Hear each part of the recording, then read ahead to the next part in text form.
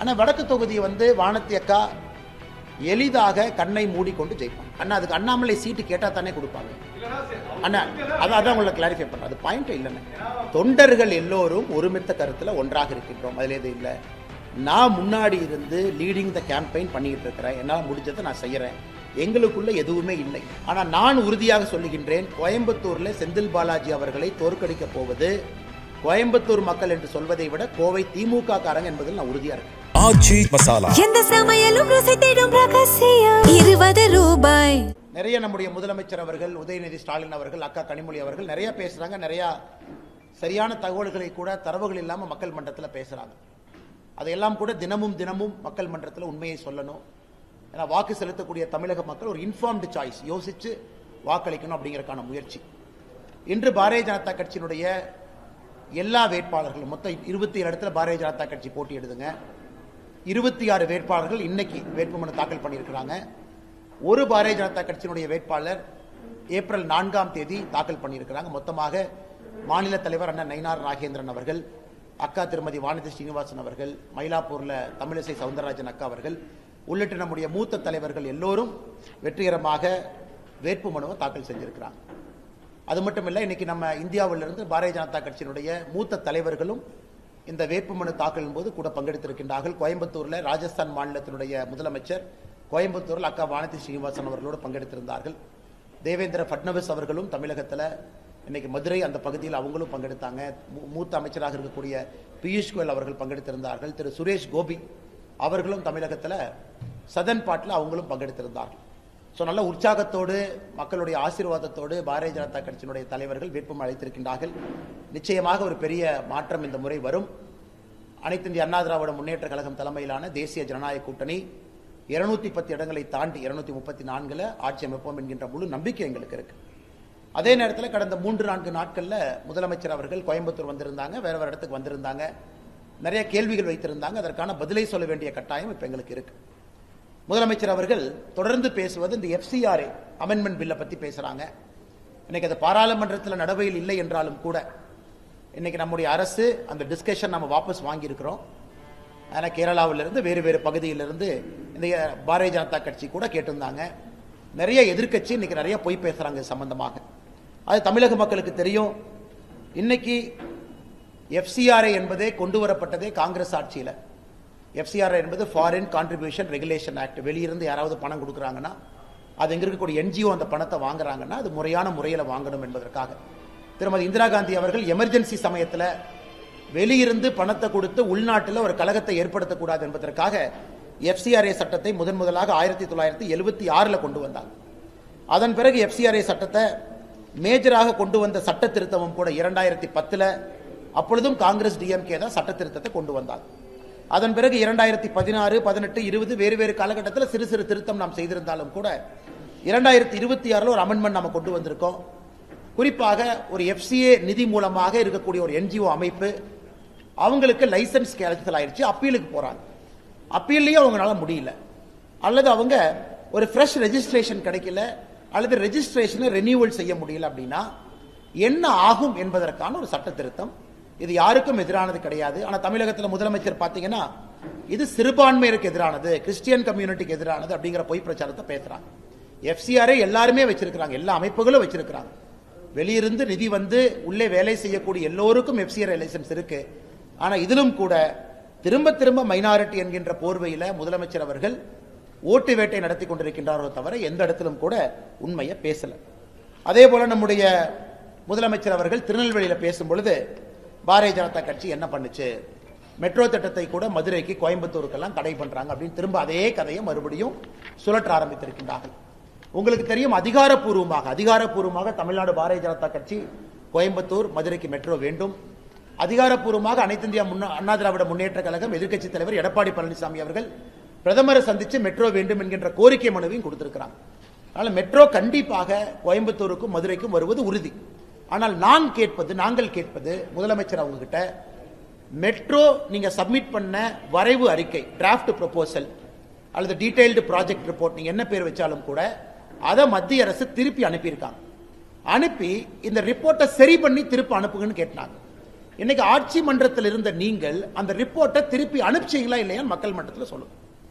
அதாவது மத்திய அரசு உங்களுக்கு திருப்பி அனுப்பின கடிதத்தில் இந்தந்த லாக்குனா இருக்கு, இந்தந்த ப்ராப்ளம் இருக்கு, குறிப்பாக கோயம்புத்தூரை பொறுத்தவரை என்னென்ன பிரச்சனை இருக்குன்னு மென்ஷன் பண்ணியே கொடுத்தாங்க. கோயம்புத்தூரை பொறுத்தவரை ரைட் ஆஃப் வே நீங்க சரியா அதை மென்ஷன் பண்ணல, ரெவென்யூ எப்படி வரும் நீங்க சொன்னீங்க அதுவும் சரியா மென்ஷன் பண்ணல, அதே போல மக்கள் தொகை அடிப்படையில் 2011 சென்சஸை நீங்க அடிப்படையில் வச்சு சொல்லியிருக்கிறீங்க, இன்னைக்கு மக்கள் தொகை ஏறி இருக்கு, 2 மில்லியன் 20 லட்சத்தை தாண்டி இருக்கு அப்படிங்கிற எத்தனையோ விஷயத்தை குறிப்பிட்டும் கூட மாநில அரசு எங்களுக்கு தெரிந்தவரை இதுவரை அந்த ரிப்போர்ட்டை சரி பண்ணி திரும்ப அனுப்பல.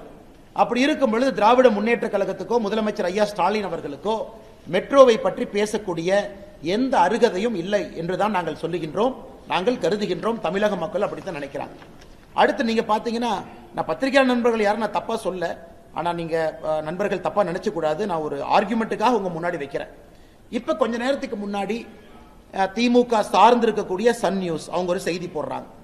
தேர்தல் நேரத்தில் எப்படி செய்தி போடுறாங்கன்னா, என் செல்போன்ல பாருங்க, தமிழ்நாட்டில் பிஎம் ஸ்ரீ கேந்திரிய வித்யாலயா, அதுல ஹிந்தி சொல்லிக் கொடுக்க ஆசிரியர் 52 பேர் இருக்காங்க, சான்ஸ்கிரிட் ஆசிரியர் 15 பேர் இருக்கிறாங்க, ஆனா தமிழ் சொல்லிக் கொடுக்கிறவங்க 0 தான் இருக்கிறாங்க. இந்த மாதிரி ஒரு கார்டு போடுறாங்க.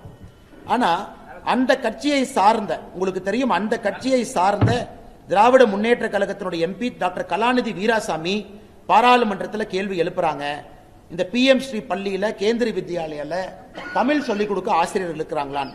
அதற்கு நம்முடைய அரசு எழுத்துப்பூர்வமாக திரு ஜெயந்த் சௌத்ரி அவர்கள் minister of state, ministry of education எழுத்துப்பூர்வமாக சொல்றாங்க, தமிழ்நாட்டில் அட்டானமஸ் ஆர்கனைசேஷனாக இருக்கக்கூடிய தமிழ் விர்ச்சுவல் அகாடமி மூலமாக 46 கேந்திரிய வித்யாலயால தமிழகத்தில் 40 கேந்திரிய வித்யாலயால தமிழ் படிக்க முடியும் என்கின்ற தரவை கொடுக்கிறாங்க. அது மட்டும் இல்ல, மிச்ச இடத்துல கான்ட்ராக்சுவல் டீச்சர்ஸ், அதாவது அவங்க முழுமையான பணியில் இல்லை என்றாலும் கூட கான்ட்ராக்சுவல் டீச்சர்ஸ் நம்ம கொண்டு வந்திருக்கோம். 31 கேவியில நேரடியா பிசிக்கல் மோடுல, ரிமைனிங் கேவியில விர்ச்சுவல் மோடுல, 46 கேவியில 40 கேவியில தமிழ் மூலமாக படிக்க முடியும். அப்படி அதிகாரப்பூர்வமாக நாம் ஒரு திராவிட முன்னேற்ற கழகத்தினுடைய எம்பி அவர்கள் எழுப்பி இருக்கக்கூடிய கேள்விக்கு நம்ம பதில் சொல்றோம். ஆனா இன்னைக்கு திட்டமிட்டு ஊடகத்துல தவறான செய்திகளை அவங்க பரப்பும் பொழுது, அது மக்கள் மன்றத்தில் இந்த எலெக்ஷன் நேரத்தில் அது மக்கள் அந்த செய்தியை பார்க்கும் பொழுது ஏதோ பாரதிய ஜனதா கட்சி தமிழுக்கு எதிராக இருக்கிறது, தமிழ்நாட்டுக்கு எதிராக இருக்கிறது அப்படிங்கிற பிம்பத்தை ஏற்படுத்தும். அதனால் நாங்கள் தேர்தல் ஆணையத்துக்கும் இந்த நேரத்தில் நாங்கள் கம்ப்ளைண்ட் பண்ண இருக்கிறோம். குறிப்பாக இந்த ஊடகத்தில் தவறான ஒரு செய்தியை தேர்தல் நேரத்தில் வேண்டுமென்றே போடுவது ஊடக தர்மத்திற்கும் எதிரானது, அதே நேரத்தில் தேர்தல் நடத்தை விதிக்கும் எதிரானது என்பதை எங்களுடைய சென்னையில் இருக்கக்கூடிய தலைவர்களுக்கு பிளாக் பண்ணியிருக்கோம்.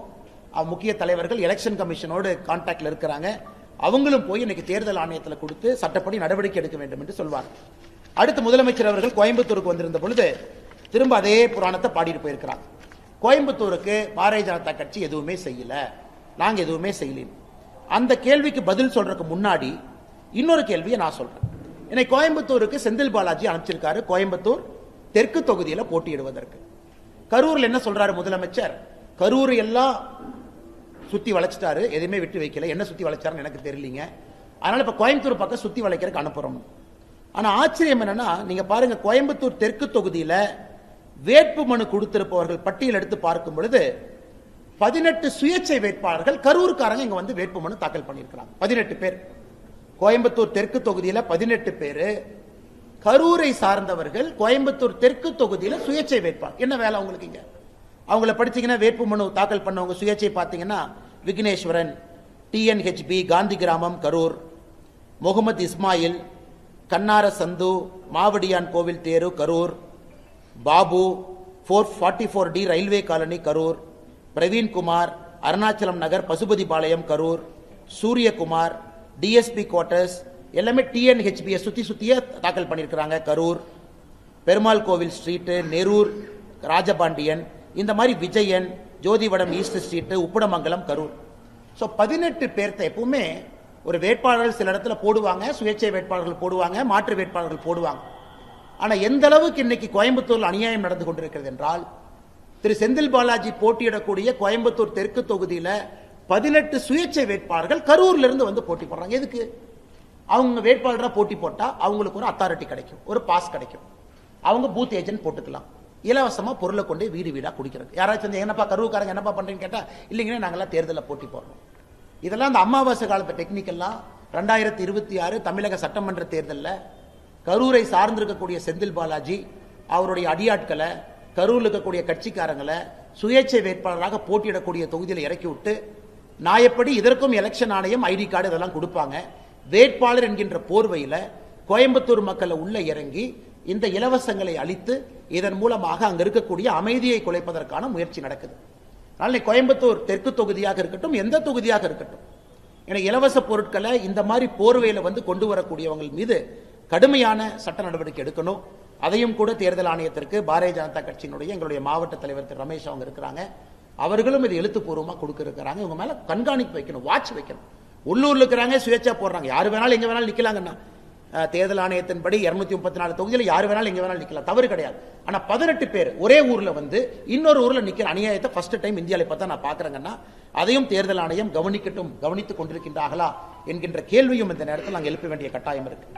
அதை தாண்டி முதலமைச்சர் அவர்கள் கோவையில் பேசும் பொழுது கோயம்புத்தூருக்கு நம்ம எதுவுமே கொடுக்கலனா, உங்களுக்கு தெரியும் சர்வதேச விமான நிலைய விரிவாக்கம் 2550 கோடி, கோயம்புத்தூர் ரயில்வே நிலைய மறுசீரமைப்பு 800 கோடி, போத்தனூர் ரயில் நிலைய மேம்பாடு 224 கோடி, கோயம்புத்தூர் இருகூர் ரயில் பாதை 38 கோடி, கரூர் கோயம்புத்தூர் பசுமை வழிச்சாலை 3500 கோடி, கோயம்புத்தூர் சிதம்பரம் சாலை அகலப்படுத்தல் 275 கோடி, கோயம்புத்தூர் கிழக்கு பைபாஸ் 750 கோடி, இஎஸ்ஐசி மருத்துவக் கல்லூரி 580 கோடி, எம்எஸ்எம்இ தொழில்நுட்ப மையம் 162 கோடி அறிக்கை கொடுத்துறோங்கன்னா, ஸ்மார்ட் சிட்டி திட்டம் 1000 கோடி, பிரதம மந்திரி வீடு வழங்கும் திட்டம் கோவை மாவட்டத்தில் மட்டுமே 31,578 குடும்பங்கள், அம்ருத் திட்டத்தில் 1029 கோடி 80 திட்டங்கள் முடிவடைஞ்சிருக்கு.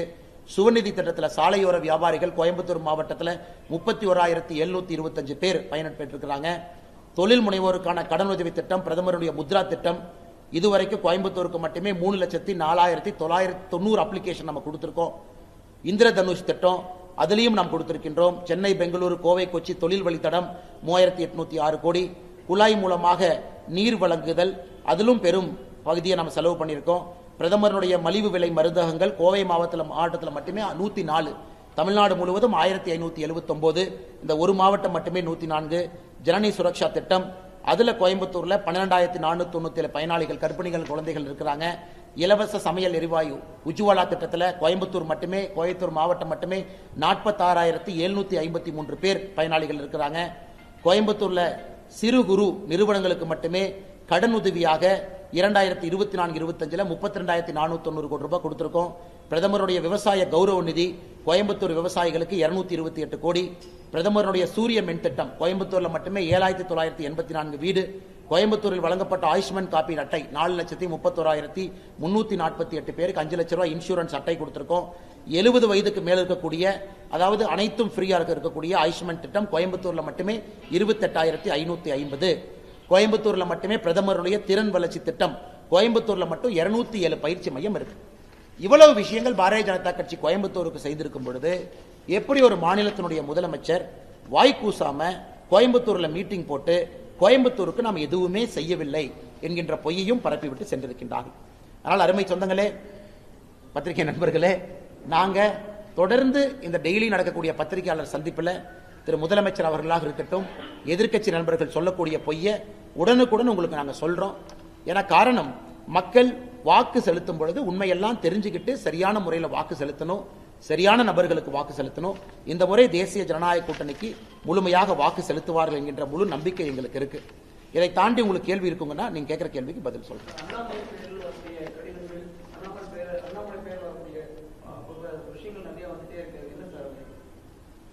இது எனக்கு ஒரு பெரிய காமெடிங்கண்ணா. நான் இன்னைக்கு ஒரு தமிழ்நாட்டில் ஒரு முதன்மையான ஒரு நியூஸ் பேப்பர், நான் பெரிதும் மதித்து படிக்கக்கூடிய ஒரு தமிழ் நாளிதழில் இந்த செய்தியை போட்டிருந்தாங்க. நான் காலையில் எடிட்டர்கிட்ட பேசினேன். ஆனால் என்னங்கன்னா, நீங்களே இதை நம்பி போட்டீங்கன்னு. இல்லைங்க, அது என்னன்னு தெரியல, நான் பார்க்குறேன் அப்படின்னு சொன்னாங்க. இது எந்த அளவுக்கு இருக்குனாங்கன்னா, நான் ஏதாவது பேசுகிற மாதிரி இருந்தால் நேராக பேசுகிறாள். பிரதமர்கிட்ட முந்தானேத்து நேராக என்ன பேசணுமோ பிரதமர்கிட்ட பேசுகிறோம். அகில இந்திய தலைவர் திரு நிதின் நபீன் அவர்களை 2 நாளில் சந்திக்க போகிறோம். நம்ம பேசுகிறோம், எப்படி இருக்குது, என்ன செய்யணும், ஜெயிப்பதற்கு என்னென்ன வேலைகள் செய்யணும், நம்ம கேண்டிடேட்டை எப்படிலாம் நம்ம கூட இருக்கணும், பிரச்சாரத்துக்கு யார் வரணும். அதனால் இன்னைக்கு பார்த்தீங்கன்னா ஒரு லெட்டர் பேடை டைப் படிக்கிறாங்க, ஃபேசிமிலி சிக்னேச்சர், கையெழுத்து கூட கிடையாது, டிஜிட்டல் சிக்னேச்சர் அவங்களே போடுறாங்க, அதை ட்விட்டர் ஐடியில் சர்க்குலேட் பண்ணுறாங்க. அதை பல இடத்துக்கு போகுது. எனக்கு இந்த மாதிரி ஒரு சின்ன சின்ன கடிதத்துக்கெல்லாம் ஒரு தேசிய தலைவர் வந்து இல்ல ஒரு கடிதம் எழுதல, இல்ல பியூஷ் கோயல் ஒரு கடிதம் எழுதல அப்படின்னு சொல்றது எனக்கும் கஷ்டமாகத்தான் இருக்கு. அதனால தேர்தல் நேரத்தில் நிறைய வருங்கன்னா இது நிறைய வரத்தான் ஆரம்பிக்கும். அதை இல்லி நான் சொல்லல. நாங்களும் கொஞ்சம் ஃபாஸ்டா இருக்கணும், நாங்களும் உஷாரா இருக்கணும். அதனால என் கவனத்துக்கு வரும்பொழுது உடனடியாக எது பொய் அப்படின்னு நம்ம சொல்லிடுறோம். இந்த கடிதம் என்பது முழுமையாக சுத்தமான ஒரு பொய் கடிதம். காரணம் நிதின் நபீன் அவர்கள் எழுதியிருக்காங்க. நான் ஸ்டேஜிலேயே சொல்றேன், நான் நிதின் நபீன் அவர்கள் கடிதமே எழுதல. அதே மாதிரி பிரதமர் மோடி அவர்களுக்கு, அமித்ஷாஜி அவர்களுக்கு சிசின்னு போட்டிருக்காங்க. அது அனைத்தும் போய் அது பியூஷ் கோயல்ஜி நேற்று எனக்கு ஃபோன் பண்ணாங்க. இல்லப்பா பிரஸ் மீட்ல நான் பிரஸ் பார்க்கும்போது நான் சொல்றேன். நான் இல்ல சார், நான் பார்க்கும்போது நான் சொல்லிடுறேன், நான் இன்னைக்கு விடுதல் பிரஸ் நான் பார்ப்பேன்னு. அதனால பத்திரிகை நண்பர்கள் தயவு செய்து ஒரு செய்தி போடுறதுக்கு முன்னாடி நாங்கள் எலெக்ஷன் நேரத்தில் எல்லாம் அவைலபிளா இருக்கும், ஒரு ஃபோன் அடிச்சு தெளிவு பண்ணிட்டு நீங்க போட வேண்டும் என்று அன்போடு கேட்டுக்கொள்கின்றேன். அது மட்டும்தான் எங்களுடைய வேண்டுகோளை தவிர வேற எதுவும் இல்லைங்க.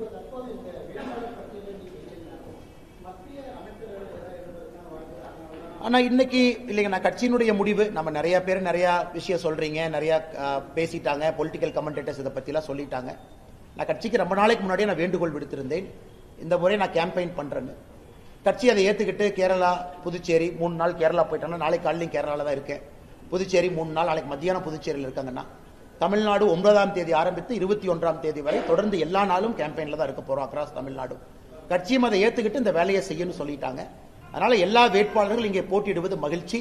அதுல நிறைய பேர் ஜெயிச்சு சட்டமன்றத்துக்கு போகணும். இன்னைக்கு நிறைய அந்த பொய் செய்தியெல்லாம் வருதுங்கிறதுக்காகத்தான் இன்னைக்கு எஸ்பி வேலுமணி அண்ணன் அவர்கள் தாக்கல் செய்த நாமினேஷன் ஃபார்ம்ல அவர் கூட இருந்து நான் அந்த வேட்புமனுவை அவரோடு சேர்ந்து அண்ணனுக்கு ஆதரவாக தாக்கல் செய்து விட்டு வந்தோம். இங்க இருக்கக்கூடிய எல்லா அனைத்து இந்திய அண்ணா திராவிட முன்னேற்ற கழகத்தினுடைய எல்லா வேட்பாளர்கள், கூட்டணி கட்சியினுடைய எல்லா வேட்பாளர்களுக்கு ஆதரவாக நான் உட்பட பாரதிய ஜனதா கட்சியினுடைய எல்லா தலைவர்கள் தொண்டர்களும் பணி செய்வார்கள். அது எங்களுடைய கடமை. ஆனா வருத்தம் எது இல்லைங்கண்ணா. காரணம், எல்லா தேர்தலில் எல்லாருமே போட்டியிட முடியாதுங்கன்னா, இன்னைக்கு இது பாரதிய ஜனதா கட்சி 27 இடத்துல போட்டிடுறோம். பெரும்பான்மையான இடத்துல அனைத்து இந்திய அண்ணா திராவிட முன்னேற்ற கழகம் போட்டிடுறாங்க. அவங்களுக்கு சப்போர்ட் பண்ண வேண்டிய தேர்தல் இது. கட்சி 2025 மார்ச்ல இந்த முடிவு எடுத்துட்டாங்க. டெல்லியினுடைய பாரதிய ஜனதா கட்சியினுடைய தலைவர்கள் இப்படித்தான் இந்த தேர்தல் இருக்கணும் அப்படின்னு முடிவு எடுத்துட்டாங்க. கடந்த 1.5 ஆண்டுகளா நீங்க பாக்குறீங்க, இதுக்கு முழுமையாக கட்டுப்பட்டு கட்சி எடுத்திருக்கக்கூடிய முடிவை சக்சஸ் பண்றதுக்காக வேலையில முழுமையாக இறங்கி இருக்கேன். ஆனா கட்சிக்கு எப்பவோ தெரியும், என்னுடைய கோரிக்கை ஏற்று கட்சி இந்த வேலையை செய்யணும் சொல்லியிருக்காங்க. அதுவும் பிடித்தமான பிரச்சார வேலையை செய்து கொண்டிருக்கின்றேன். அது எனக்கு ரொம்ப சந்தோஷம். அது மட்டும் இல்லைங்கன்னா, இன்னொன்னு நம்ம தெளிவான சொல்லியிருந்தாங்கன்னா, உதாரணத்துக்கு 23ஆம் தேதி நம்ம தேர்தல் நடத்தப்படும் பொழுது நான் எந்த பூத்துல எங்க இருக்கிறேனோ அந்த பூத்தில் இருக்கக்கூடிய அதிமுக வேட்பாளருக்கே நான் பூத் ஏஜென்ட் அன்னைக்கு போய் இருக்கிறேன் அப்படின்னு நம்ம வீட்டுக்கு நம்ம பிஆர்ஜி அருண்குமார் அண்ணன் எங்களுடைய இந்த கவுண்டபாளையம் தொகுதியினுடைய வேட்பாளராக இருக்காங்க, அவங்ககிட்ட நான் சொல்லித்தான் அனுப்பினேன். நீங்க ஆதரவே கேட்கக்கூடாது, நாங்கெல்லாம் வந்து வேலை செய்யறோம்னு நான் தெளிவாக இருக்கின்றேன். இந்த தேர்தலில் ஏன் ரோல் என்ன, ஏன் பங்கு என்ன, கட்சியினுடைய வேலை என்ன செய்யணும் அப்படிங்கிறத தெளிவா இருக்கவங்கன்னா அந்த வேலையை கச்சிதமா செஞ்சு கொடுத்துருவோம்.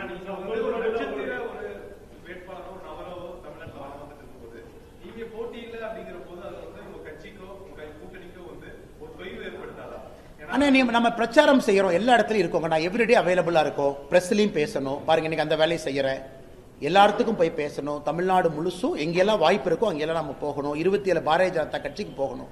அதனால எந்த விதத்திலும் எங்கேயும் தோய்வு இருப்பதாக நான் பார்க்கல. நான் ஏற்கனவே சொன்னது போலங்கன்னா, 2024 மார்ச் மாதத்துல பாரதிய ஜனதா கட்சியினுடைய தலைவர்கள் ஒரு முடிவெடுத்து இந்த தேர்தல் எப்படி இருக்க வேண்டும் என்று முடிவெடுத்திருக்கிறாங்க. அதிகப்படியான இடத்துல அனைத்து இந்திய அண்ணா திராவிட முன்னேற்ற கழகம் நிக்குது. முழுமையா ஒத்துழைச்சு அந்த களத்துல வேலை பார்க்கறோம். ஆனா யாரும் அதிருப்தி இல்லைங்கண்ணா. எல்லாரும் பணி செய்வாங்க, எல்லாரும் அவங்க வேலையை செய்வாங்க. எல்லா ஆதரவாளர்கள், எல்லா பாரதிய ஜனதா கட்சியினுடைய தொண்டர்கள் முழுமையா களத்தில் இருப்பாங்க. முழுமையாக கூட்டணி கட்சிகளுக்கு ஆதரவளித்து களத்தில் வேலை செய்வாங்க. நானே பர்சனலா முன்னாடி இருந்து செஞ்சுக்கிட்டு இருக்காங்க. நேற்று காலையில் நான் உங்களுக்கு உதாரணத்துக்காக சொல்றேன், முன்னார் போயிருந்தோம், நேற்று கொச்சின், திருசூர் எல்லா இடத்துலையும் இருக்கிறோம். ஒரு கட்சி தொண்டனாக இன்று காலையில கட்சியினுடைய ஸ்தாபன தினம், ஃபவுண்டேஷன் டே, முதல் ஆளாக கட்சியினுடைய கொடியை நம்ம வீட்டில் ஏற்றி நம்முடைய பக்கத்தில் இருக்கக்கூடிய தலைவர்கள் நம்ம கூப்பிட்டு பேசுறோம். ஒரு கட்சியினுடைய தொண்டனாக நான் ஏற்கனவே சொல்லிட்டேங்கன்னா, என்ன வேலையை செய்யணுமோ 1.5 வருஷமா நான் செஞ்சுட்டு தான் இருக்கேங்கண்ணா. அண்ணா அதெல்லாம் இப்ப பேச வேண்டிய நேரம் இல்லைங்கண்ணா, அதுக்கான நேரமும் காலமும் இருக்கு. இன்னைக்கு அந்த கிடைச்ச ஒரு சீட்டை நம்ம ஜெயிக்கணும். அனைத்து இந்திய அண்ணா திராவிட முன்னேற்ற கழகம் நிற்கக்கூடிய சீட்டை நம்ம ஜெயிக்கணும். எந்த காரணத்துக்கும் இங்கே திராவிட முன்னேற்ற கழகத்தை உள்ளே விடக்கூடாது. அதுல தெளிவா இருக்கு. அதனாலதான் உங்களுக்கு நான் பாயிண்ட் எடுத்து கொடுத்தங்கன்னா, 18 இண்டிபெண்டன்ட் வேட்பாளர், அப்ப 18 பூத் ஏஜென்ட் உள்ள உட்காருவாங்க.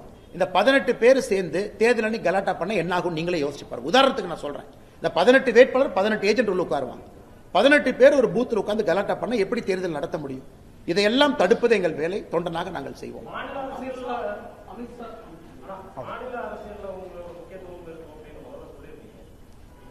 அண்ணா நான் இங்க தமிழ்நாட்டில் என்னுடைய அரசியல் தொடர்ந்து கொண்டே தான் இருக்கும், அதில் எந்த மாற்று கருத்தும் இல்லைங்கன்னா. இன்னைக்கு இது செய்யணும், மிச்சதெல்லாம் மே 4ஆம் தேதிக்கு பிறகு பேசுவாங்கன்னா. முதல்ல நம்முடைய கூட்டணி ஜெயிக்க வைக்கணும். நம்முடைய தொண்டர்கள் ஜெயிச்சா தானே அரசியல் பண்ண முடியும். இந்த 27 பேரும் ஜெயிச்சா தானே அரசியல் பண்ண முடியும். நம்ம கூட்டணி ஆட்சிக்கு வந்தா தான் அரசியல் பண்ண முடியும். அந்த வேலையை முதல்ல செய்வாங்கன்னா மிச்சதெல்லாம் அப்புறம் பேசுவாங்க. ஆனா அவர் அதை கேட்டே இருந்தார் சார். ஆனா பிரதமரை பொறுத்தவரை தமிழகத்தில் உறுதிப்பட்டிருக்கக்கூடிய டேட் 15ஆம் தேதி ஏப்ரல் பிரதமர் அவர்கள் கன்னியாகுமரியில் பிரச்சாரம் பண்றாங்க. இது ஏற்கனவே நம்முடைய தலைவர்கள் தொண்டர்கள் நம்ம சொல்லியிருக்கோம். கோயம்புத்தூர் வர்றாங்க. கோயம்புத்தூர் கன்னியாகுமரி முடித்தவுடன் சில நாட்கள்ல கோயம்புத்தூர் வர்றாங்க. அந்த டேட்டை முறையாக நம்முடைய தலைவர்கள் அறிவிப்பாங்க. இப்போதைக்கு பிரதமர் 15 ஏப்ரல் கண்டிப்பா கன்னியாகுமரிக்கு வர்றாங்க. கன்னியாகுமரி முடிந்து சில நாட்கள்ல கோயம்புத்தூர் வர போறாங்க. கோயம்புத்தூர்லயும் ஒரு பெரிய பிரச்சாரம் இருக்கும். அந்த கோயம்புத்தூருக்கான டேட் ஃபர்ம் அப் பண்ணி உங்களுக்கு சொல்லிடுறோம். அண்ணா ஆனா கோயம்புத்தூர் மக்கள் வெளியிருந்து யார் வந்தாலும் ஏத்துக்கிறாங்க. இல்லைன்னா இல்ல, அன்போடு பண்போடு பாசத்தோடு பரிவோடு இந்த மக்களுக்கு சேவை செய்யணும்னு நினைச்சா ஏத்துக்கிறாங்க. ஆனா நான் உறுதியாக சொல்லுகின்றேன், கோயம்புத்தூர்ல செந்தில் பாலாஜி அவர்களை தோற்கடிக்க போவது கோயம்புத்தூர் மக்கள் என்று சொல்வதை விட கோவை திமுக காரங்க என்பதில் நான் உறுதியா இருக்கேன். கோயம்புத்தூர் மாவட்டத்தினுடைய திராவிட முன்னேற்ற கழகத்தினுடைய தொண்டன் தலைவர்கள் யார் இருக்கிறாங்க, அவங்க செந்தில் பாலாஜியை கோயம்புத்தூர் தெற்கு தொகுதியில தோற்கடிப்பது உறுதி. எதுக்குன்னு நீங்க கேட்டீங்கன்னா நான் சொல்றேன். இவங்க எப்படி வாங்கியிருக்காங்கன்னு பாருங்க, அவங்க சீட்டு ஸ்ட்ரக்சரை பாருங்க. அதாவது சிங்கானல்லூர்ல இருக்கக்கூடிய ஒரு பழைய வேட்பாளர் ஏற்கனவே சட்டமன்ற உறுப்பினராக தூக்கி அப்படி குப்பை வீசுற மாதிரி வீசியாச்சு அவரை. அங்க புதுசா ஒருத்தர் மாவட்ட செயலாளர், அவர் சம்பந்தமே இல்லாம அவரை கொண்டு போய் கோயம்புத்தூர் நார்த், ஏன்னா அவர் கைப்பாவையாக இருக்கின்றார். இவர் சம்பந்தமே இல்லாத கோயம்புத்தூர் சவுத், அப்புறம் சிங்கானல்லூர் கவுண்டபாளையமும் காங்கிரஸ் நீங்க நெல்லுங்க. சோ இதுல இருந்தே அரசியல் தெரிஞ்ச உங்களுக்கும் எனக்கும் எல்லாத்துக்குமே தெரியும் திராவிட முன்னேற்ற கழகத்தினுடைய கேம் இங்க என்ன அப்படின்னு. இன்னைக்கு செந்தில் பாலாஜி என்ன நினைக்கிறாருன்னா, கோயம்புத்தூர்ல அவரு மட்டும் ஜெயிக்கணும், வேற யாரும் ஜெயிக்கூடாது. ஒருவேளை திமுக ஆட்சிக்கு வந்துச்சுன்னா அமைச்சர் அவரு மட்டும் வாங்கிக்கணும், வேற யாருமே போட்டிக்கு இருக்கக்கூடாது. அதனால அவரும் தோற்பார், கோயம்புத்தூரிலும் திராவிட முன்னேற்ற கழகம் தோற்கும். அதை கோயம்புத்தூர் திமுக காரங்களே தோக்கடிச்சு காட்டுவாங்க. நீங்க 18 உங்க கோயம்புத்தூர்ல இருக்கக்கூடிய திமுக காரங்களை நம்பி நீங்க சுயேட்சை வேட்பாளர் போட முடியாம கரூர்ல இருந்து சுயேட்சை வேட்பாளர்காரன் நீங்க போடுறீங்கன்னா, கோயம்புத்தூர்ல இருக்கக்கூடிய மானமுள்ள திமுக காரன் இதை ஏத்துக்குவானா நான் கேட்கறேங்கண்ணா. திமுகவும் நாங்களும் எதிரிகள் தான், நாங்க ரெண்டே சித்தாந்த அடிப்படையில் எதிரி தான். ஆனா திமுகவும் அரசியல் கட்சி, அங்க இருக்கிற தொண்டனுக்கும் ஒரு உணர்வு இருக்கு, அவங்களும் கொடியை பிடிச்சு அரசியல் பண்றாங்க. ஒரு மானமுள்ள திராவிட முன்னேற்ற கழகத்தினுடைய தொண்டன் 18 சுயேட்சைகள் கரூர்ல இருந்து செந்தில் பாலாஜிக்கு ஆதரவாக கோயம்புத்தூர் தெற்கு தொகுதியில் போட்டியிடுவதை கண்டிப்பாக ஏற்றுக்கொள்ள மாட்டார்கள். விளைவு தேர்தலில் தெரியும்.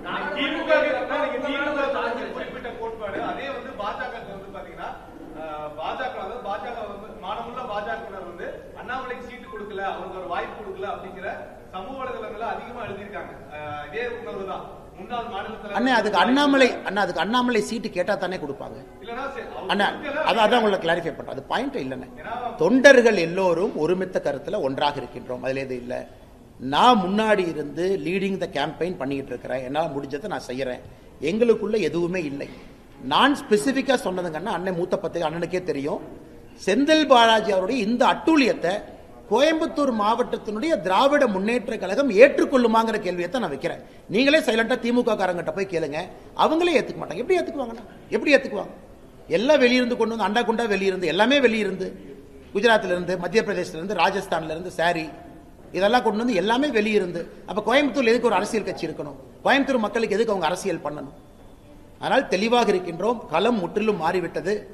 கோயம்புத்தூர் அன்னைக்கு அண்ணன் செந்தில் வேலுமணி அண்ணன் சொன்ன மாதிரி 10க்கு 10 என்பது இன்னைக்கு 11க்கு 11. அவினாஷி சேர்த்திக்குவோம், முருகன்ஜி நிற்கிறனால 11-11ஐயும் நாங்கள் ஜெயிப்போம் என்பது செந்தில் வேலுமணி அண்ணன் காலையில் வேட்புமனு தாக்கல் செஞ்சுட்டு சொன்னாங்க.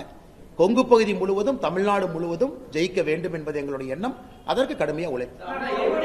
அண்ணே சத்தமா ஒரு வார்த்தை சொல்லுங்க அண்ணே.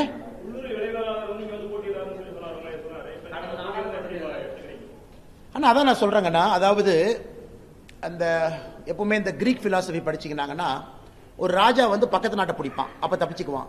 தூரமா இருக்கிற நாட்டை பிடிக்க போகும்போது உள்நாட்டை விட்டுருவான். இதான் கதை.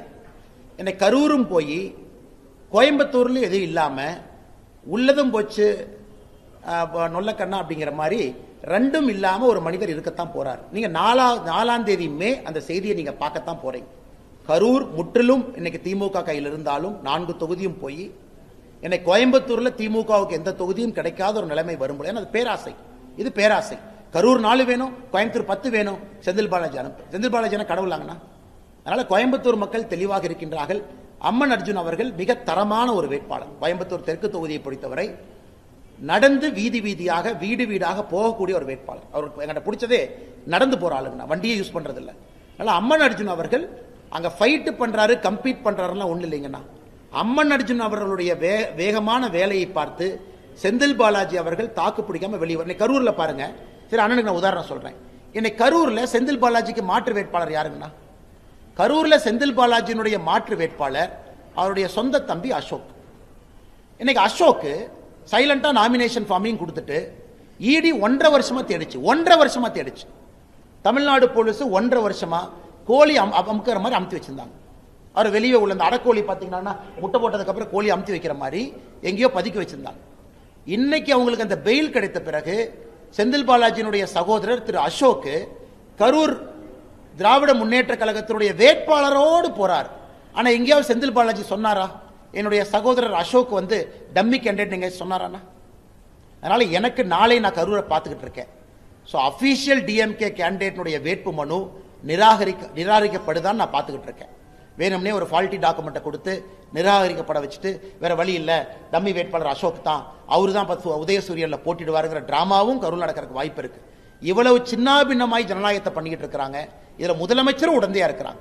ஏன் டம்மி வேட்பாளர் கரூர்ல ஆளே கிடைக்கலையாங்கண்ணா? டம்மி வேட்பாளர் போடணும் அப்படின்னா கரூர்ல ஆளே இல்லையா? இன்னைக்கு வானதி ஸ்ரீனிவாசன் அக்காக்கு டம்மி வேட்பாளர் போட்டிருக்கோம். யாருங்கண்ணா? கட்சியினுடைய மூத்த தலைவர் ஒருத்தர் அங்க இருக்கிறார். அங்கேயும் செந்தில் பாலாஜியினுடைய சகோதரர் டம்மி வேட்பாளர். கோவை தெற்குல கரூர்ல இருந்து வந்திருக்கக்கூடிய 18 பேர் இண்டிபெண்டன்ட் கேண்டிடேட்னா இது ஜனநாயகமா இல்லது ஊழல்வாதிகள் நடத்தக்கூடிய கூடாரமா நீங்க கேட்பீங்கல்ல? அமித்ஷா அதிமுகவா சார்? அதிமுகங்கிற பேரு அமித்ஷா அதிமுக கனிமொழி சொல்லிட்டாங்க. கனிமொழி அக்காவே சீட்டு கிடைக்கலன்னு ரொம்ப சோகத்தில் இருக்கிறாங்க. ஏன்னா நீங்க சர்ச் ஃபாதர் எழுதுறாரு லெட்டர் மு.க. ஸ்டாலின் ஐயாவுக்கு, இந்த முறை கனிமொழி அவர்களுக்கு நீங்க சீட்டு கொடுத்தா தான் உண்மையான சமூக நீதி. அதனால முதலமைச்சர் அவர்கள் எந்த காரணத்திற்கும் கூட திருமதி கனிமொழி அக்கா அவர்களுக்கு சீட்டு கொடுப்பதற்கு தயாரா இல்லை. என்ன பெண்ணியம் பேசுறாங்கன்னா அவங்களே எக்ஸ்பிரஸ் பண்றாங்க, நான் வந்து எம்பி வேண்டாம் எம்எல்ஏ நிக்கிறேன்னு. அதே அவங்க பண்ணல. இவங்க என்ன பேசுறாங்க? ஏன்னா உதயநிதி ஸ்டாலின் காம்படிஷனா வந்துருவாங்க.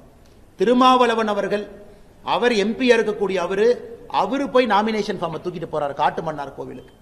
திருமாவளவன் அவர்களை மிரட்டி அந்த வேட்பு மனு வாபஸ் வாங்க வச்சிருக்கிறாங்க. இதை ஏன் நான் சொல்றேன்னாங்கன்னா, புதுச்சேரியில மொத்தம் 30 இடங்கண்ணா. 16 இடத்துல காங்கிரஸ் நிக்குது, 14 இடத்துல கூட்டணி கட்சி நிக்குது.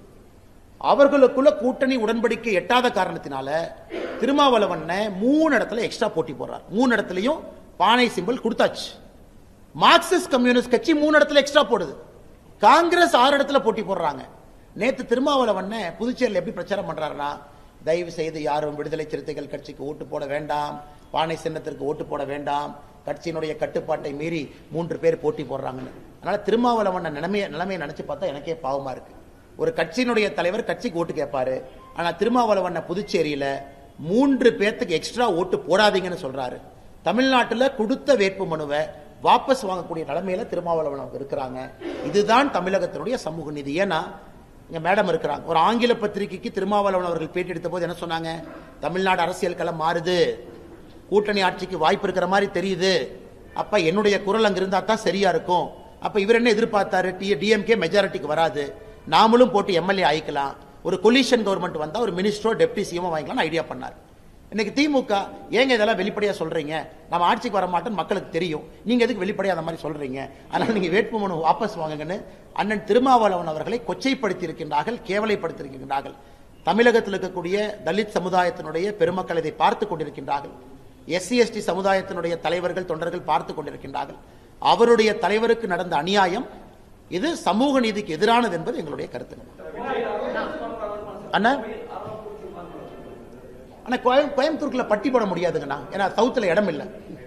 அதை கரூர் திமுக காரங்க வந்து பார்த்தாங்க, பட்டி போடுற இடம் இருக்குமான்னு ஒரு 4 நாள் ரெக்கி பண்ணாங்கன்னா, ஆனால் சவுத்தில் பட்டி போடுறதுக்கு இடம் இல்லாதனால அதை கைவிட்டுருக்குறாங்க. ஸோ கோயம்புத்தூர் அந்த சவுத் ரொம்ப ஒரு கன்ஜஸ்டடான ஒரு ஏரியாங்க, நிறைய வீடுகள் பக்கத்தில் இருக்கு. அதனால் இன்னைக்கு பார்த்தீங்கன்னா, நேற்று நான் பார்த்தேன் அரவக்குறிச்சியினுடைய வேட்பாளர், அதிமுகவுடைய வேட்பாளர் அண்ணன் அவங்க செல்வகுமார் அவர்கள் நேற்று பட்டி போட்ட இடத்துல வெளியே நின்று பேசிட்டு இருந்தார். தென்னிலை பக்கத்தில் இடத்துல பட்டி போட்டு அடைச்சு வச்சிருந்தாங்க. அங்கேயே போய் வண்டி நிறுத்தி அந்த வேட்பாளர் செல்வகுமார் அவங்க பேசிட்டு இருந்தாங்க. கோயம்புத்தூர்ல ட்ரை பண்ணாங்க, ஆனா கோயம்புத்தூர்ல பட்டி போடுவதற்கு இடம் இல்லாதனால அதை விட்டுருக்காங்க.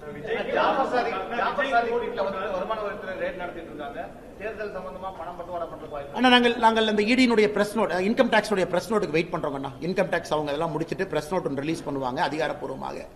அது என்னன்னு பார்த்தோம்னா நமக்கு தெரியுங்கன்னா, அவர்களுக்கும் திமுகவுக்கும் தொடர்பு இருக்கா, இது பண பரிவர்த்தனை சம்பந்தமாகவா, தேர்தலுக்கும் இதுக்கும் சம்பந்தம் இருக்கான்னு அந்த பிரஸ் நோட் வந்த பிறகு உங்ககிட்ட பேசுறோம்.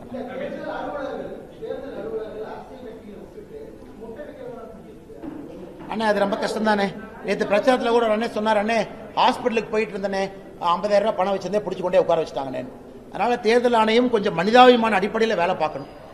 ஏன்னா இது தேர்தல் நேரத்தில் மட்டும் கம்பீரமா வர்றாங்க. தேர்தல் ஆணையம் உண்மையால எத்தனையோ அரசியல் கட்சிகள் இலவசத்தை கொடுக்குறாங்க, எந்த இலவசத்தையும் பிடிச்ச மாதிரி எனக்கு தெரியல. கோயம்புத்தூர் தெற்கு தொகுதியில் எவ்வளவு அநியாயம் பண்றானுங்க, அவனுங்க எல்லாத்தையும் போய் பிடிக்கணும். ஆனா அப்பாவி பொதுமக்கள் மாட்டுறாங்க. ஆனால் எலெக்ஷன் நேரத்தில் நாமளும் கேர்ஃபுல்லா தாங்க இருக்கணும். ஏன்னா சொல்லுவாங்களா, பணமரத்து கீழே உட்கார்ந்தா கூட கல்லு குடிக்கணும்னு நினைச்சுக்குவாங்களாமா.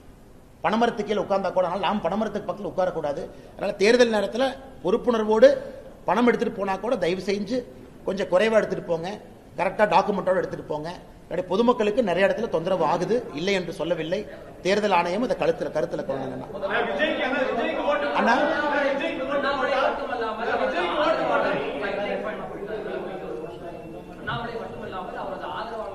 அண்ணா தமிழ்நாடு பாரதிய ஜனதா கட்சி எல்லா தொண்டர்களும் ஆதரவாளர்கள் தாங்கண்ணே.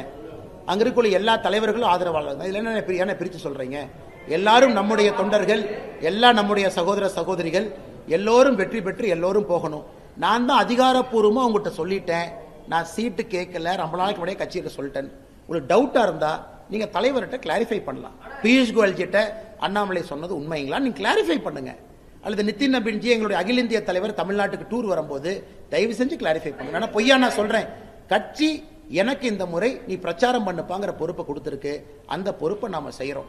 இதுல உண்மைக்கு புறம்பா யாரோ 2 பேர் ஒரு டிவியில கருத்து சொல்றாங்கன்னா அது உண்மையாயிருமாங்கன்னா, நீ கேட்கறதுக்காக நான் கிளாரிஃபை பண்றேன். எல்லோருக்கும் ஒரு பொறுப்பு.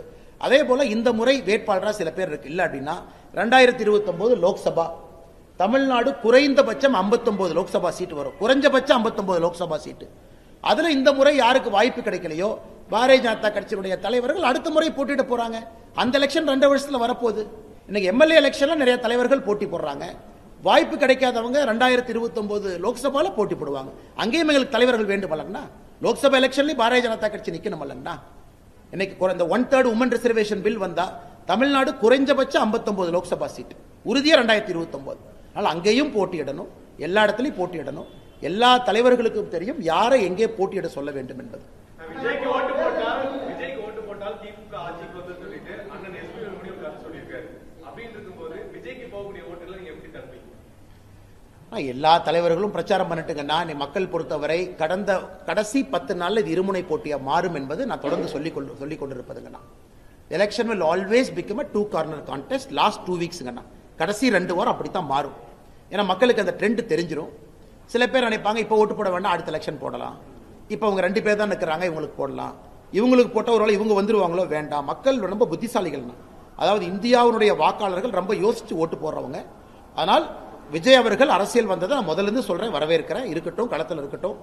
ஆனா கடைசி 10 நாள் இந்த களம் என்பது திராவிட முன்னேற்ற கழகம் ஆட்சியில் இருக்கக்கூடிய கூட்டணி, அனைத்து இந்திய அண்ணா திராவிட முன்னேற்ற கழகத்தினுடைய என்டிஏ கூட்டணி, உங்க 2 பேர் தான் ரேஸ்ல இருப்பாங்க. லாஸ்ட் 2 வீக்ஸ்ல நீங்களே கண்கூட பார்க்க போறீங்க. அப்படிதான் களம் மாறும். களம் மாற ஆரம்பிச்சிருச்சு. லாஸ்ட் 2 வாரத்தில் நமக்கு தெரியும். ஆனா கேரளாவை பொறுத்தவரை பாரதிய ஜனதா கட்சி உறுதியாக நிறைய இடத்துல வெற்றி பெறுவாங்க. திருவனந்தபுரத்தில் நெம்மம் ஆரம்பித்து பாலக்காடு, உதாரணத்துக்கு நேற்று திரிசூர்ல பார்த்தங்கன்னா ஒரு சிட்டிங் கம்யூனிஸ்ட் எம்எல்ஏ முகுந்தன் என்கின்ற ஒரு எம்எல்ஏ நாட்டிகா என்கின்ற தொகுதியில் நம்ம கிட்ட வந்து போட்டி போடுறாரு. அது எஸ்சி ரிசர்வ்டு தொகுதி, அங்கேயும் வெற்றி வாய்ப்பு. தேவிகுளத்தில் நம்ம தமிழ்காரர் ராஜேந்திரன் 3 முறை கம்யூனிஸ்ட் எம்எல்ஏவா இருந்தவர் 2026 பாரதிய ஜனதா கட்சி வேட்பாளராக போட்டி போடுறாரு. நிறைய பார்க்குறாங்கன்னா, மேலே காசர்கோடில் பார்த்தீங்கன்னா சுரேந்திரன் அவங்க வெட்டி போடுறாங்க. அப்புறம் முன்னாள் முதலமைச்சருடைய டாக்டர் அவங்க பாரதிய ஜனதா கட்சியில் திருச்சூர் தொகுதியில் போட்டி போடுறாங்க. அதனால் நிறைய இடத்துல வெற்றி வாய்ப்புகள் இருக்கு. என்னை பொறுத்தவரை கேரளா பாரதிய ஜனதா கட்சிக்கு 2026 ஒரு திருப்பு முனையாக இருக்கும் என்பதில் எந்த மாற்று கருத்தும் இல்லை. முரளிதரன் அவர்களுடைய தொகுதி ரொம்ப சிறப்பாக இருக்கிறது. அதே போல ஸ்ரீலேகா IPS ஆபீசர், முன்னாள் DGP, அவங்க தொகுதி சிறப்பா இருக்கு. ராஜீவ் சந்திரசேகர் அவங்க தொகுதி சிறப்பா இருக்கு. நாங்க நிறைய எதிர்பார்க்கிறோம். கேரள மக்கள் அன்பை காட்டுவார்கள் நினைக்கிறோம்னா, புதுச்சேரி உறுதியாக தேசிய ஜனநாயக கூட்டணி ஆட்சிக்கு வருது. உறுதியா 10 இடத்துல பாரதிய ஜனதா கட்சி இருக்கும். ஐயா என் ரங்கசாமி ஐயாவும் அதிக இடத்துல நிக்கிறாங்க. லட்சிய ஜனநாயக கட்சி 2 இடத்துல போட்டி போடுறாங்க. உறுதியா 30ல் 20க்கு குறையாம தேசிய ஜனநாயக கூட்டணி புதுச்சேரியில் ஆட்சியை மறுபடியும் பிடிக்கும். என்ன மனக்கசப்புனா? நான் வடக்கு தொகுதி கேட்டேன்னு யாருன்னா சொன்னாங்க? நான் வடக்கு தொகுதி கேட்டேன். அண்ணா ஒரு நிமிஷம், நான் வடக்கு தொகுதி கேட்டேன்னு யாருன்னா சொன்னாங்க? ஒருத்தர் கேட்டார் அண்ணே நாகர்கோவில் கேட்டீங்கன்னு, ஒருத்தர் கேட்டார் அண்ணே மொடக்குறிச்சி கேட்டீங்க, மொடக்குறிச்சி தலைவர் இங்க இருக்கிறாரு. ஒருத்தர் கேட்டார் அண்ணே நீங்க திருப்பத்தூர் கேட்டீங்கன்னு. அண்ணா தொண்டர்களுக்கு ஆர்வம் இருக்கலாம், தலைவர்களுக்கு ஆர்வம் இருக்கலாம். எலெக்ஷன்ல நம்ம போட்டியிடுவதற்காக விருப்பத்தையே கொடுக்காதப்ப நம்ம எந்த தொகுதி கேட்க போறோம்? வானதி அக்கா அவர்கள் வடக்கு தொகுதியில் எத்தனை நாளா வேலை பார்க்கறான்னு உங்களுக்கு தெரியும், எனக்கு தெரியும். கோயம்புத்தூருடைய சவுத் எம்எல்ஏவாக இருந்தாங்க. அவங்க நார்த்ல வேலை பார்த்துட்டு இருந்தது எல்லோருக்குமே தெரியும். அவங்க அதுல முழுமையா இருந்தாங்க. நிறைய மக்கள் நல பணிகளை தொடர்ந்து செஞ்சுக்கிட்டு இருந்தாங்க. அதனால இது ஊடகங்கள்ல ஒரு செய்தி எழுதும் பொழுது அதற்கு நான் ஒன்னொன்னுக்கு ரெஸ்பாண்ட் பண்ணா அது சரியா இருக்காதுங்கண்ணா. அதனால எல்லோரையும் ஜெயிக்க வைப்பது எங்களுடைய கடமை. அந்த வேலையை செய்வோம்.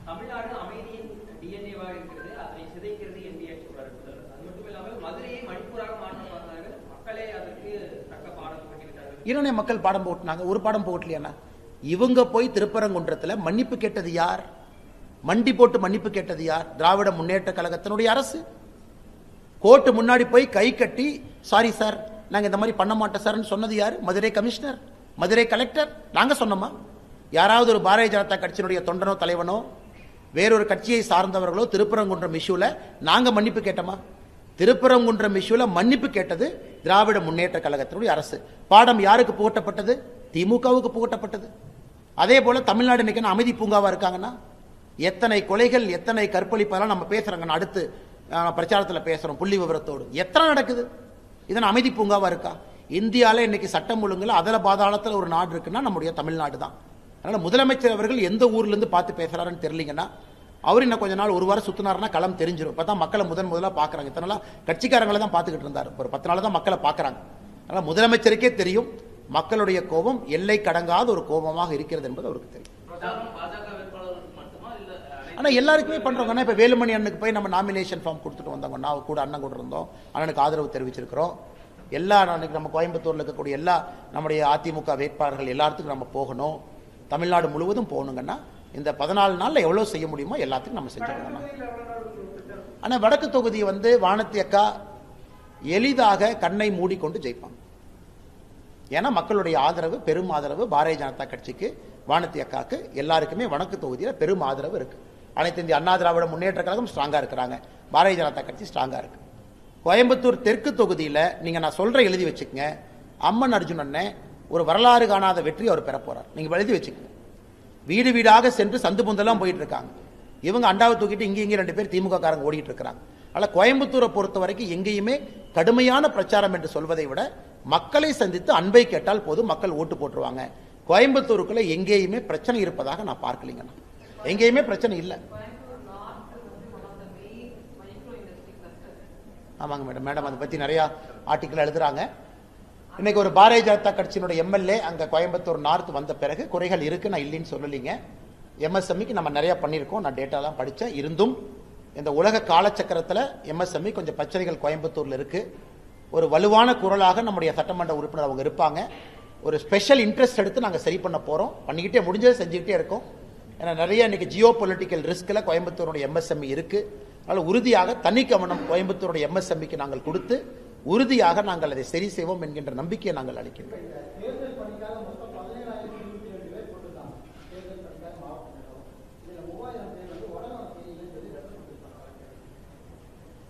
அப்படியாங்கண்ணா? எனக்கு தெரியலீங்கண்ணா. 3000 பேர் கிளம்பிட்டாங்கண்ணா. 3000 பேர் கிளம்பிட்டாங்க. அப்ப அரசுல பாதி பேர் கிளம்பிட்டாங்க. இந்த அரசு நம்பி நாம எலெக்ஷன் வேலை செய்ய முடியாது. எனக்கு தெரியலீங்கன்னா. ஆனால் தெரியல, அவங்க உடல்நலம் பிரச்சனை இருக்கலாம். அண்ணே மற்ற இடத்துல கரூர்னு இல்லைங்கண்ணா, இண்டிபெண்டன்ட் இருக்காங்க, நிறைய இருக்கிறாங்கண்ணா.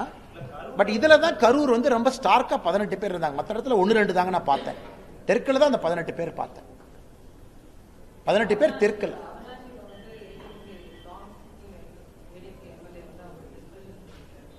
நேற்று முருகன் ஐயா அவர்கள் முன்னாள் சபாநாயகரை வீட்டில் போய் சந்திச்சு ஐயாவுடைய காலில் விழுந்து ஆசீர்வாதம் முருகன் ஐயா வாங்கிட்டு வந்திருக்கிறாங்க. இன்னைக்கு மத்தியானம் மிக பிரம்மாண்டமான ஒரு வேட்புமனு தாக்கல் அவினாசியில் நடந்திருக்கு. ஒரு 8000 பேர்த்துக்கு மேல தொண்டர்கள் தலைவர்கள் வந்து திரு எல் முருகன் ஐயா அவர்களுக்கு பெரும் ஆதரவோடு வேட்புமனு விழா நடந்திருக்கிறது.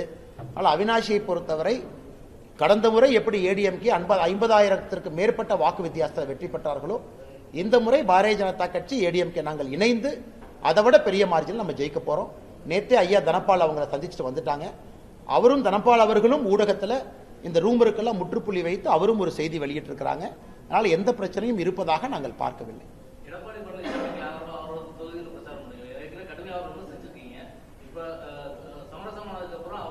அண்ணே நாமளும் மீடியாவும் சண்டை போடுறோன்னே அப்பப்ப. நமக்குள்ள என்ன வாக்கியா சண்டையா பங்காளி சண்டையாங்கண்ணா? நீங்களே எங்கிட்ட சண்டை போடுறீங்க, நமக்குள்ள என்ன வாக்கியா சண்டையா பங்காளி. அதுக்கப்புறம் நீங்கள் நானும் அன்பா தான் பேசிக்கிறோம். வாழ்க்கை அப்படித்தாங்கண்ணா.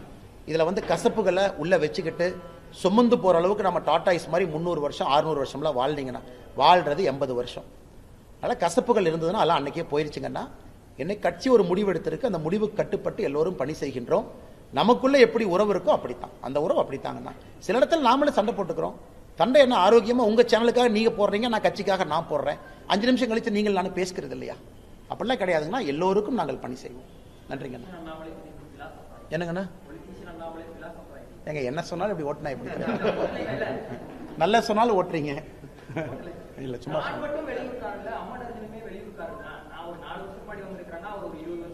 அண்ணா, அந்த வெளியூருக்காரர் உள்ளூருக்காரருக்குள்ள போகலீங்கண்ணா. நான் சொல்றேன், அந்த கேள்விக்கு தான் சொல்றாங்கண்ணா. வெளியூர் உள்ளூர் எலெக்ஷன்ல ஓகேங்கண்ணா, இட்ஸ் ஓகே. மக்கள் ஏத்துக்கிட்டாங்க, நீங்க உள்ளூர்ல இருந்து பணி செய்றீங்க, எல்லாம் ஓகே. நான் இன்னைக்கு ஸ்பெசிபிக்கா செந்தில் பாலாஜி கோயம்புத்தூர்ல வந்து போட்டியிடறதுக்கு உரிமை இருக்கா? உரிமை இருக்கு, அதை நான் தடுக்கல. உரிமை இருக்கு, பண்ணுங்க. நான் கோயம்புத்தூர் மக்களுக்காக வர்றேன், பண்ணுங்க. நான் சொல்வது நீங்க எப்படி அந்த எலெக்ஷனை கையாளுறீங்க அப்படிங்கறத நான் சொல்றேன். நீங்களா கோயம்புத்தூர்ல இருக்கக்கூடிய திமுக காரன் எல்லாம் காலி பண்ணி புதுசா உங்களுக்கு தேவையான திமுக காரன் எல்லாம் வளர்த்தி விட்டு சீட்டை இப்படி எப்படி மாத்தி உங்க தொகுதியில் இருக்கக்கூடிய இண்டிபெண்டன்டே கரூர்ல இருந்து கூட்டு வந்து போடுறது, இது வெளியூர் உள்ளூர் அரசியலா அப்படிங்கிற கேள்விதான் உங்க முன்னாடி வைக்கிறாங்கண்ணா. செந்தில் பாலாஜி போட்டியிடுவதற்கான உரிமை அவருக்கு இருக்கு, போட்டியிடட்டும். ஆனா போட்டியிடுகின்ற முறை இருக்குல்லங்கண்ணா, எல்லாமே இம்போர்ட் பண்ணித்தான் நான் பண்ணுவேன்.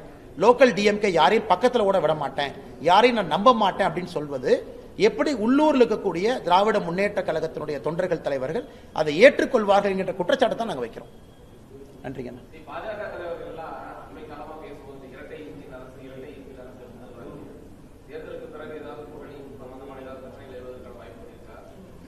எனக்கு தெரிஞ்ச அப்படி ஒன்றும் இல்லைங்கண்ணா. காரணம் இன்னைக்கு ஆந்திர பிரதேஷ் வந்து ஒரு யூனிக் மாடலுங்கண்ணா. ஒரு மத்திய அரசோட ஒரு மாநிலம் இணைந்து சென்றால் வளர்ச்சி எப்படி இருக்கும் அப்படிங்கிறதுக்கு ஏபி ஒரு யூனிக் உதாரணம். அதை தமிழ்நாட்டில் 2026க்கு பிறகு நடக்கும் என்று முழுமையாக நாம் நம்புகின்றோம். மாநிலத்துக்கும் மத்திய அரசுக்கும் சில பிரச்சனைகள் இருக்கலாங்கண்ணா. சில எப்பவுமே டைவர்ஜென்ட் வியூஸ் இருக்கலாம். டெமோக்ரஸி இது, எல்லாரும் ஒரே மாதிரி சிந்திக்கணும் அவசியம் இல்லை. அந்த டைவர்ஜென்ட் வியூஸ் இருந்தாலும் கூட ஒரு கூட்டணிக்குள்ள எப்படி அதை அழகா கொண்டு போறோம் அப்படிங்கறதான் கேள்வி. அது சந்திரபாபு நாயுடு அவர்களுக்கும் நமக்கு இருக்கு. முதல்ல நம்ம இனிமையா இருந்த ஒரு காலத்துல பழைய தேர்தலில், இன்னைக்கு எல்லாம் புரிந்து கொண்டு ஒரே படகுல போறோம். அது ஆந்திர பிரதேஷ் மக்களுக்கு நன்மையா இருக்கு. அது தமிழ்நாடும் நடக்கும் என்கின்ற நம்பிக்கை எங்களுக்கு இருக்குங்க. பாப்பங்க. நன்றிங்க ஐயா. ஐயா திரும்ப நாளைக்கு சந்திப்போம்.